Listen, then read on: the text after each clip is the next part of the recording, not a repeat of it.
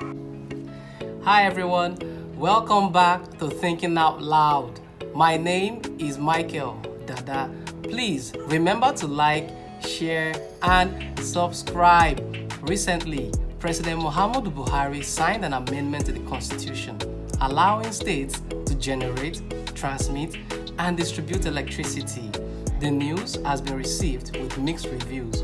While some welcome the idea, there are those who don't know what to do with this news and who don't know what to make of this development.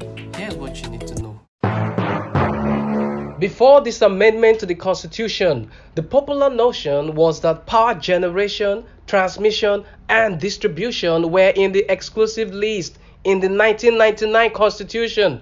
Therefore, only the federal government, that is, the National Assembly, could legislate over power generation, transmission, and distribution. For clarity, items in the exclusive list in the Constitution are areas where only the federal government can make laws, while the items in the concurrent list are those that both the federal government and state governments can make laws.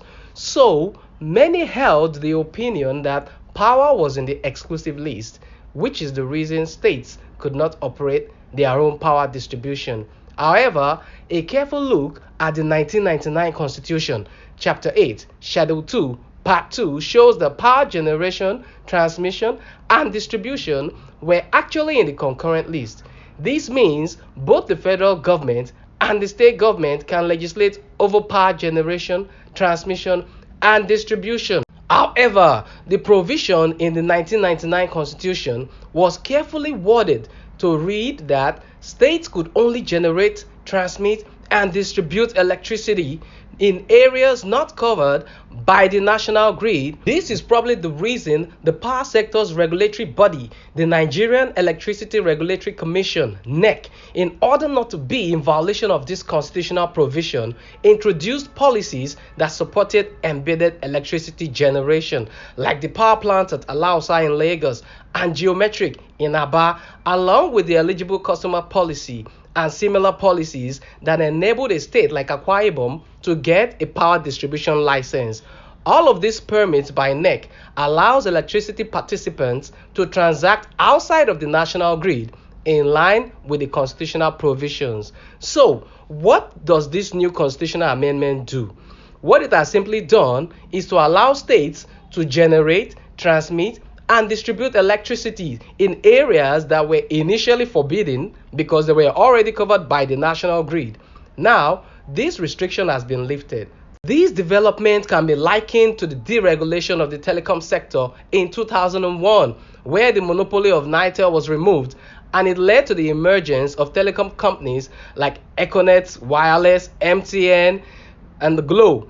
The major distinction, however, is that telecommunication operates on wireless technology, so the telcos could have masts simultaneously within the same location without hitches.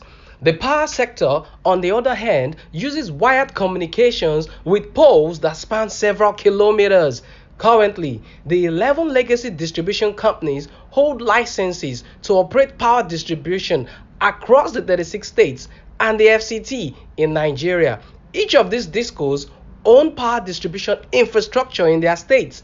Now that the federal government has given states the go-ahead to also operate power distribution, it remains unclear how the new amendment will be implemented. Will the option of running underground power distribution networks be considered as done in the housing estate owned by Egbe Power Station, or are we going to have different distribution companies running wires and poles side by side over several kilometers?